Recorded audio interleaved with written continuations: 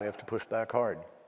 So how do you do that, especially considering, I mean, I'm sure many people here have experienced the effects of high gas prices, or if not, if you're not driving around yourself, you've seen the cost of a flight or other things, and this has changed the political conversation, as you alluded to. Yeah. How does the Biden administration deal with that dynamic? Well, the president is trying to deal with that, and he takes a fair amount of flack because people haven't sort of thought it through all the way to the end when he opens up the petroleum reserve, or when he tries to push for increased temporary pumping.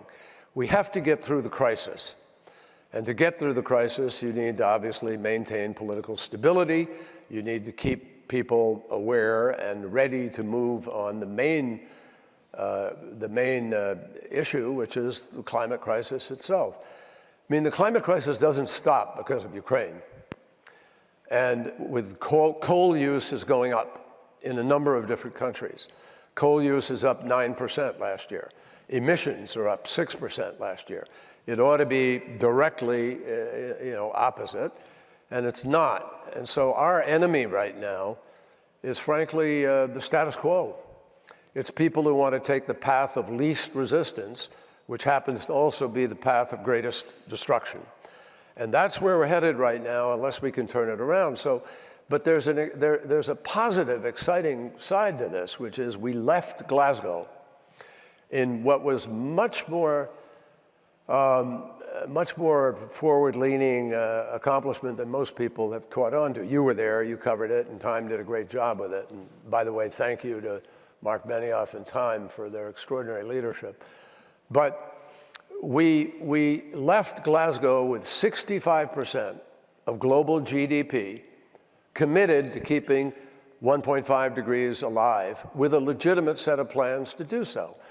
And our task now is to bring the other 35% on. That's China, Russia, India, Indonesia, Brazil, South Africa, Saudi Arabia. I just want to clarify for anybody here, Glasgow is the UN climate conference that took place last November, which was attended by governments from around the world. But I made the mistake. This is the TIME100, and I assumed everybody knew. Well, you never know. You never know. You never know. I just want to make sure everyone's on the same page. But I do want to follow up just to ask. You're having these conversations. You're making these very important points. But the U.S. has, one might argue, lagged behind in following through on its own commitments, particularly with the Congress not passing a big climate spending bill as the Biden administration has intended to do.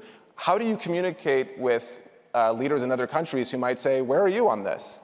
Well, we're actually, I think, leading in a very important way, even though Congress has yet to pass legislation, which we're still hopeful can happen in the next weeks. I mean, it is possible.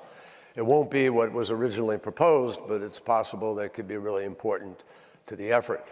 But the president has set critical goals, which are now being pursued. Let me give you an example. By 2035, our power sector will be carbon-free. And the utilities are not fighting that. They're joining in that effort. They recognize this is going to happen, has to happen. So we're going to go electric. And that is happening already. 75% of the new power brought online in the United States in the last number of years came from renewables. People don't realize that, even under Donald Trump. Why did that happen under Donald Trump, who'd pulled out of the Paris Agreement? Because governors and mayors, 37 governors and 1,000+ mayors, kept their cities and kept their states moving in the right direction. Ford Motor Company, General Motors, have spent hundreds of millions of dollars and are investing billions now to retool their factories in order to produce only, by 2035, electric vehicles. So, there's an extraordinary amount that is happening. The private sector, some people think it's heresy to talk about the private sector in a positive way, but I don't. I think the private sector right now is moving, in fact, faster than many governments around the world. There's almost $1 trillion of venture capital pursuing longer battery storage or direct air carbon capture or electrolysis that can go to scale to produce green hydrogen. They're just amazing things that are taking place around the world. You can't bet on it. You can't sit here and say, okay, I'm a public person, I'm going to bet on the technology.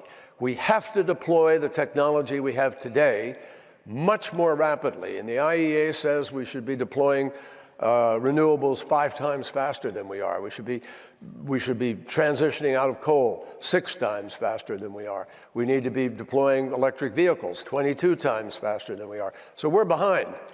And the consequences of being behind, there's a terrific article, I think it's in today's New York Times or Washington Post, one of the two, about the consequences. David Wallace Wells writes about the consequences of not moving on climate.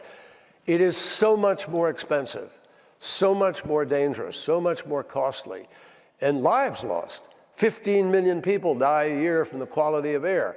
Greenhouse gases are air pollution. We just call it pollution. And so if we turn that around, there's an enormous amount of benefit that comes to us. If we don't do it, we will be spending trillions of dollars for the consequences. That's really such a critical point, is to acknowledge that the costs of inaction are much higher than the costs of acting. I want to ask just on the private sector very briefly, that obviously there's been a lot of progress, as you alluded to, in the last few years. At the same time, we're in a period of market uncertainty. Large corporations have lost half of their value in some cases. Venture capital funding might be harder to come by. Are you concerned about market conditions affecting plan on progress from the private sector? Well, of course. How can you not be? I mean, shareholders will begin to squawk and people will pull back a little bit and look for safer and different kinds of investments, potentially. My hope is that the stalwarts will hang in there and recognize you can't do that, but also we're looking, this transition is not something to be feared, folks. It's to be embraced. It's the largest economic transformation potential since the Industrial Revolution. We have to redo energy all around the world. It's now the largest market already, the largest market in the world today. It's 4.5 billion to 5 billion users. It will go up to 9 to 10 billion users in the next 30 years. How often does any, ecopreneur or venture capitalist get to look at a market and say, wow, if I put my money here, there's a real future? Now, some people were ahead of that curve 10 and 15 years ago. They're not ahead of the curve now. Why? Because it's happening all around the world. Europe is ahead of us in terms of regulatory structure. Yeah. They're moving, 55% reduction. Europe, the UK will go for a 68% reduction in emissions. And Macron is doubling down on nuclear. UK wants to keep nuclear alive. Others have moved away, like Germany and so forth. So there's going to be a mixed reaction. But what I know is this: the greater risk to any capital in the marketplace is in not investing, not moving in this direction. It's not in moving in this direction. And we will get, I absolutely guarantee you, we will get to a low carbon, no carbon economy at some point in time. What I'm not confident about is whether we will get there to do what the scientists told us we must do, which is to avoid the worst consequences of the climate crisis. You have to reduce emissions by 2030 by about 45%. 65% of the world is on track, at least with plans to be able to do that, now slightly discombobulated by events. Right, you have some work to do in the next few months. I'm curious, we just have 2 minutes left, and I think in some ways this might be the most important question that I am going to ask, which is, here we're at the TIME100, we have a group of TIME100 honorees, as well as other, movers and shakers in their own fields. And the question that I often get, and I'm sure you do too, is what can I do as an individual? And I'm oftentimes reticent to answer that, but I feel like this crowd has a lot that they can do in their own individual capacities. And so my question is, on behalf of everyone, what can they do to move? Well, it's more imperative than ever now, for a whole bunch of reasons, not just climate, that people make our democracy work. It doesn't work on automatic pilot. It takes people being involved. And people ask me often, why am I optimistic? Why do I think we can do this? Well, first of all, the climate crisis is human created. Anything that's human created is subject to human input, human course, direction, change, et cetera. We can do that. And I think back, I was involved when I came back from Vietnam. I was involved immediately in Earth Day, 1970. And we brought 20 million Americans out of their homes on one single day, then sort of unheard of. And we targeted the 12 worst votes in the United States Congress in 1971, and labeled them the Dirty Dozen, went out and campaigned house to house, street to street, and in the next election, 7 of the 12 lost. What happened? Even Richard Nixon said, oh my God, this is a political issue, it's a voting issue. And there's nothing, after 28 years in the Senate, I'll tell you, there's nothing like an election where you see your colleagues falling by the wayside to put a little stiffness in your spine on a particular issue. And so we passed the Clean Air Act, the Safe Drinking Water Act, the Marine Mammal Protection, the Coastal Zone Management, the Endangered Species, and we created the Environmental Protection Agency of the United States. We didn't even have that until 1972 when it came into law. Why? Because we made it mandatory for anybody who wanted to run for office. This was an issue. This is an 85, 80, 78% issue in America. Why is it not happening? The same reason you could ask about guns and other things. We have to elect people who want to move in the right direction. If you don't do that in a democracy, you're in trouble. Well, we went through this time so quickly, but that is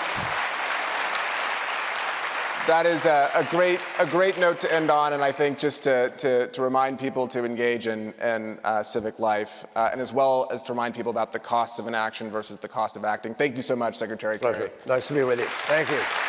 Thanks. Please welcome Series CEO and President, Mindy S. Luber.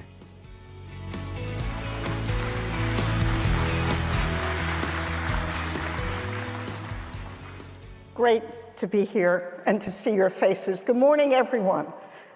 Being together makes a huge difference. We're going to talk about climate change, which you're hearing a lot of. We all know that climate change is one of the most existential threats facing our global society today.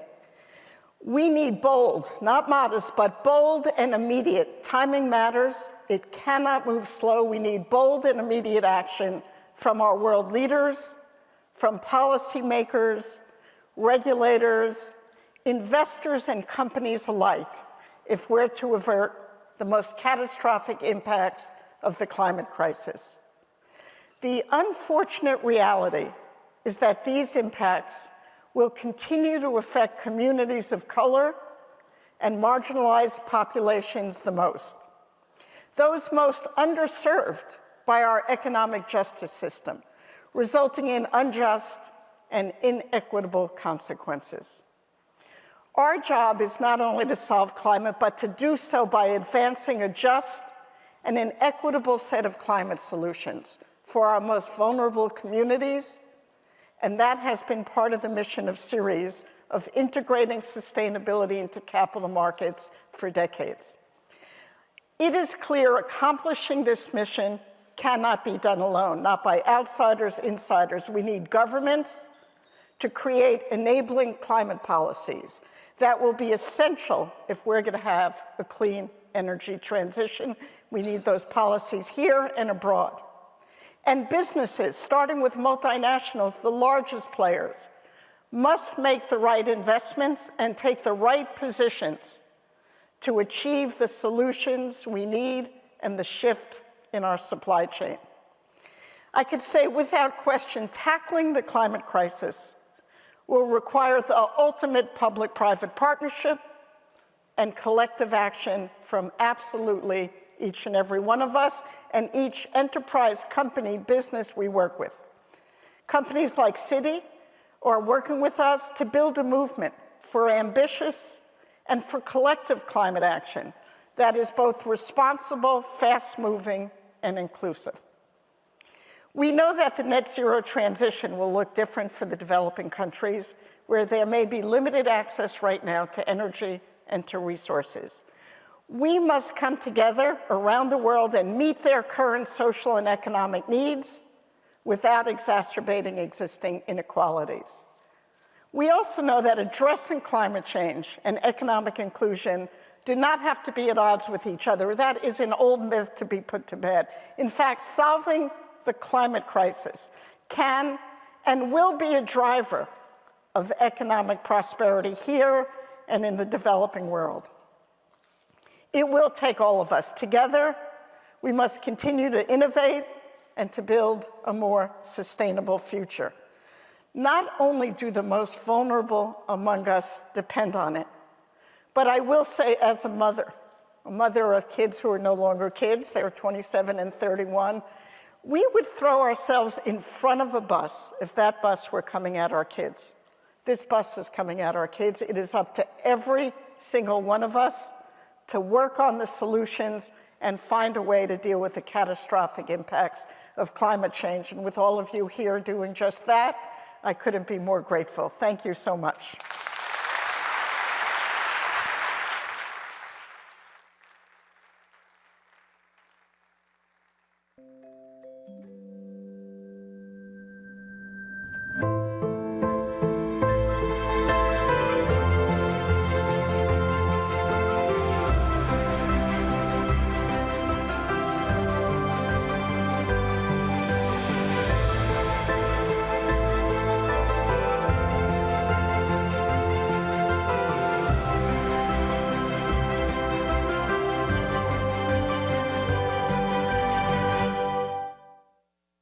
Please welcome Prime Minister of Barbados, the Honorable Mia Amor Motley, and Editor-in-Chief and CEO, TIME, Edward Felsenthal.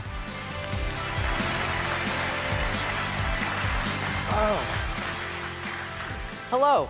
Hello, Welcome, how are you? Prime Minister. Thank you very much. The Prime Minister, as many of you know, has emerged as really the most powerful voice on the international stage, standing up for developing nations, and particularly island nations, against the climate risks that we just heard about in the previous sessions and will continue to talk about today. And we're very pleased and appreciative that you're here. Thank you. A short recent bio. The UN gave you its top environmental award in December. You just won a landslide election for a second term. You led Barbados's. Thank you. You led Barbados's drive to become a republic in November, removing the Queen as head of state.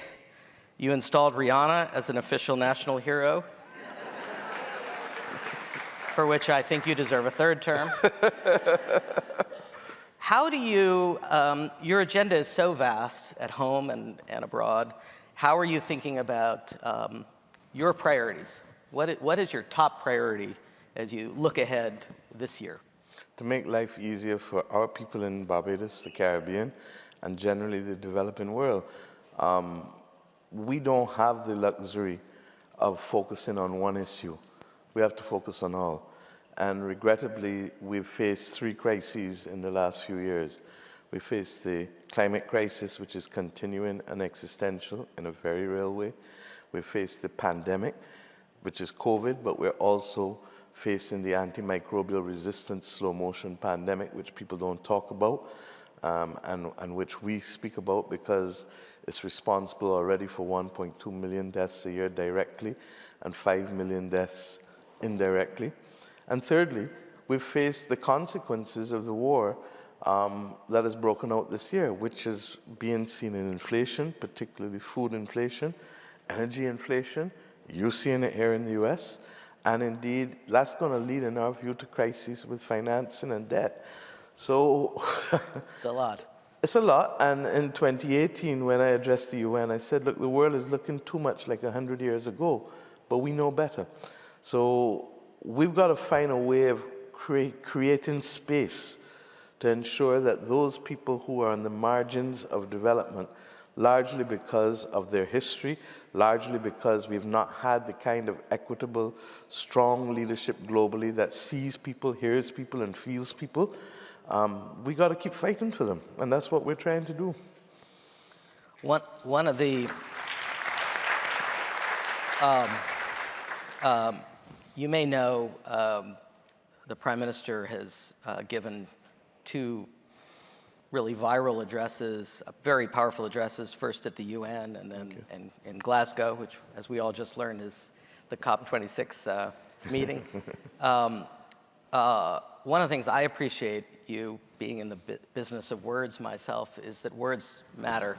Yes. And I was thinking as I prepared for this conversation, I could spend the whole time just quoting you to you.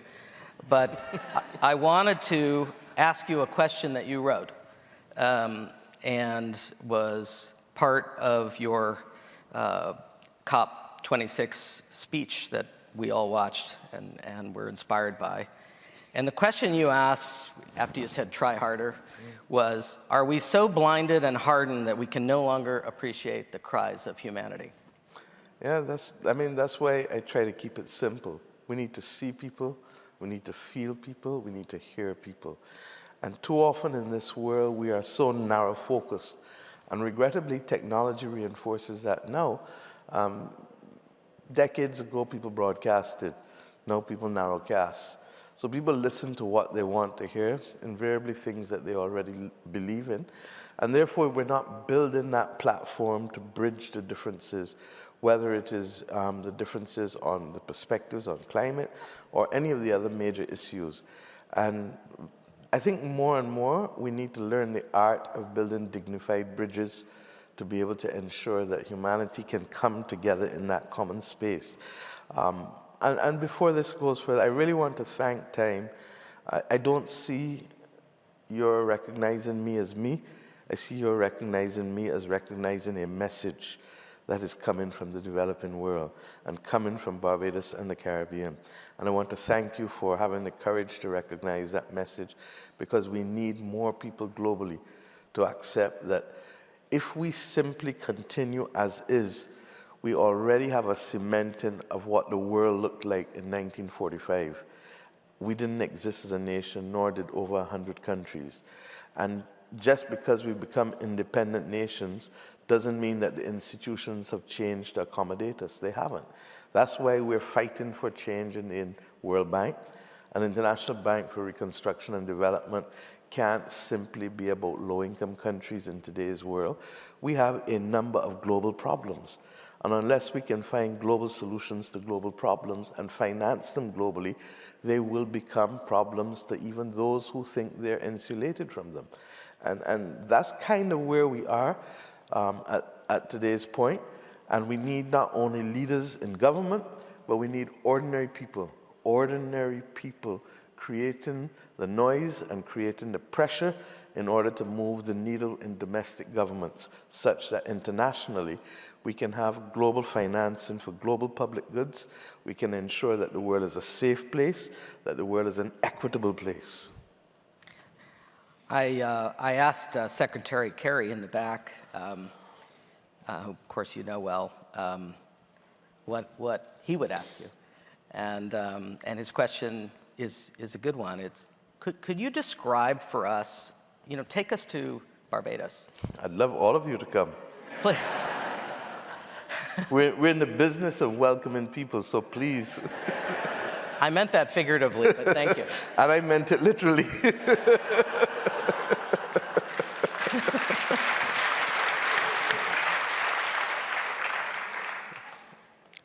Climate.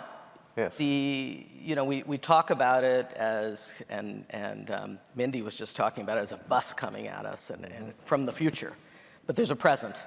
Very much so. And what are you experiencing in your country as an example of the challenges faced by countries like yours all over the world?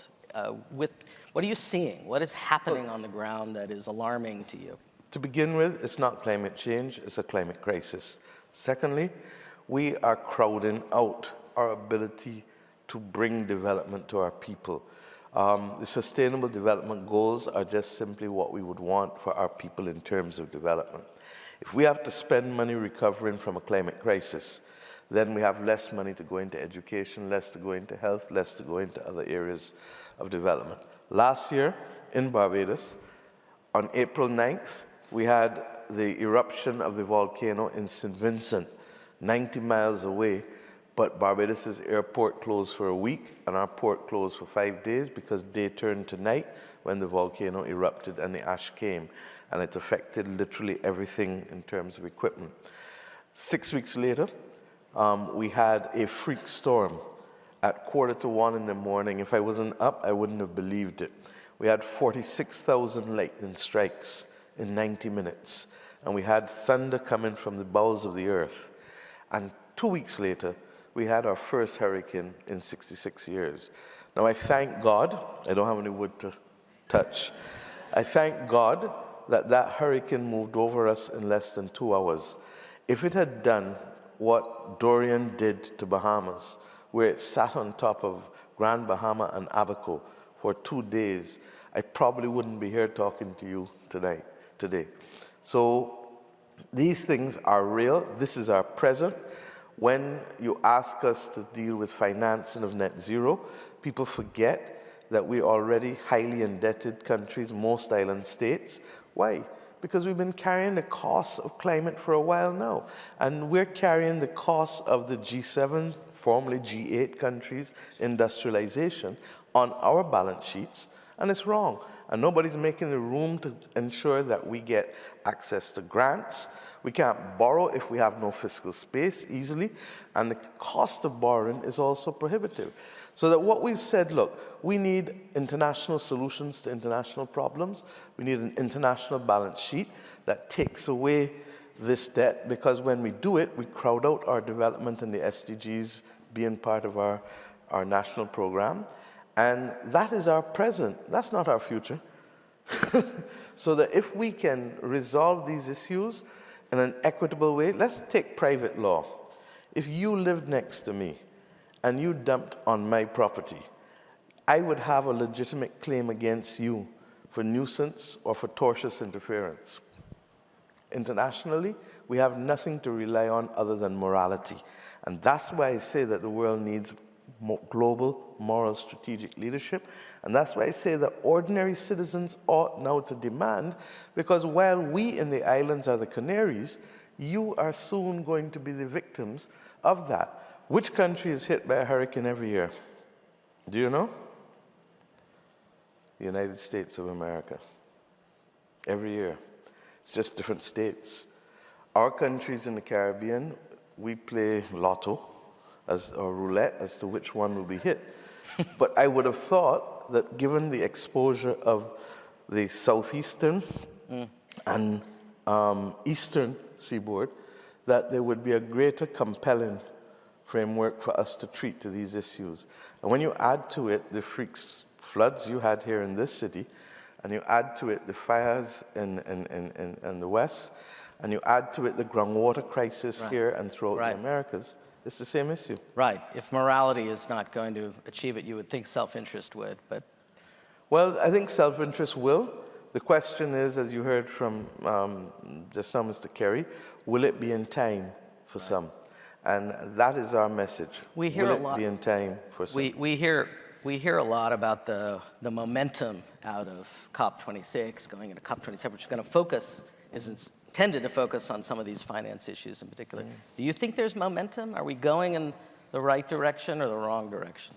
I think that generally we've stalled a bit, and the war in Ukraine has also brought that about. Look, when gas prices go up in the way in which they've done, energy prices, food prices, people will do what they have to do to survive. And they're not going to remember that in many instances, doing the right thing sustainably is not exactly cheaper today as we would like. And hence, you're going to probably see, you heard what was happening last year when the world resumed activity from 2020, but even then, we've gone in the wrong direction. With this year now, with the war and with the food crisis potentially, and with the energy crisis, I suspect that you're going to see some more difficulties. But I also want to say that the world needs a balanced conversation too, because net zero in 2050 does accept and admit of fossil fuels to the tune of 20% of overall energy requirements. We see natural gas as that clean bridge, we see hydrogen. But here's the problem. If we go all lurching in one direction, it means that only those suppliers today can finance their way to net zero. And there are a number of developing countries that are being left out of the opportunity to be able to see how natural gas can play that role for them. Because whether we like it or not, people still have to live until you reach where you want to reach. So it's a complex discussion, it's a nuanced discussion, and it can't be captured in 4 column inches or 60 seconds.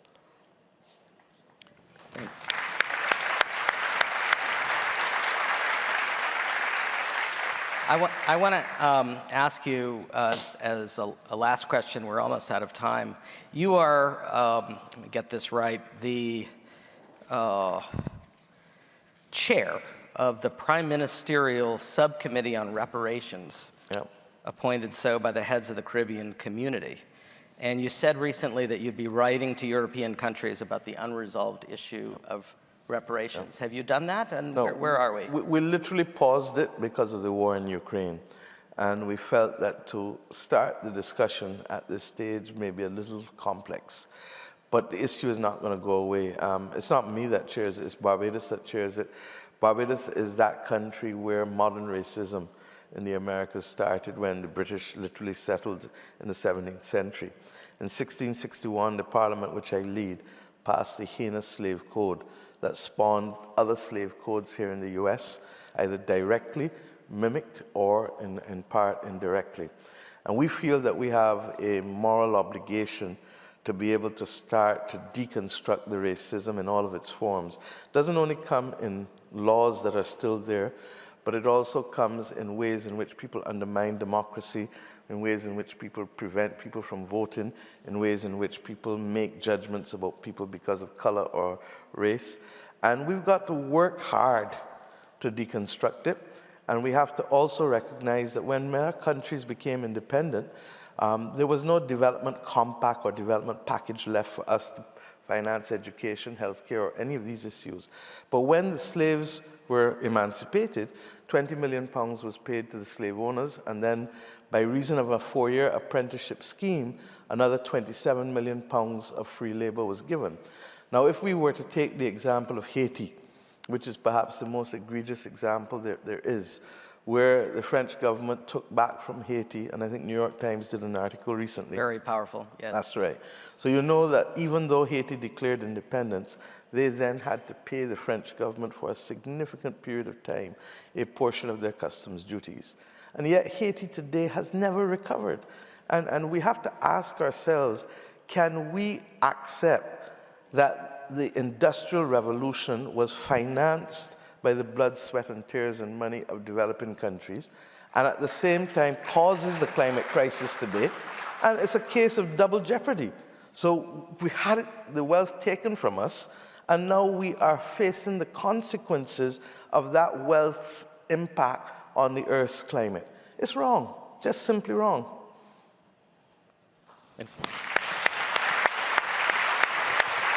I want to thank you. I want to invite you. You can have many times more than 4 column inches anytime you want it in time. And I want to invite you to Barbados and everyone else here. We'll so all see I think you we in have Barbados. a deal. Thank you. Thank you so much. Thank you. Thanks. Thank you. Thank you. Thank you.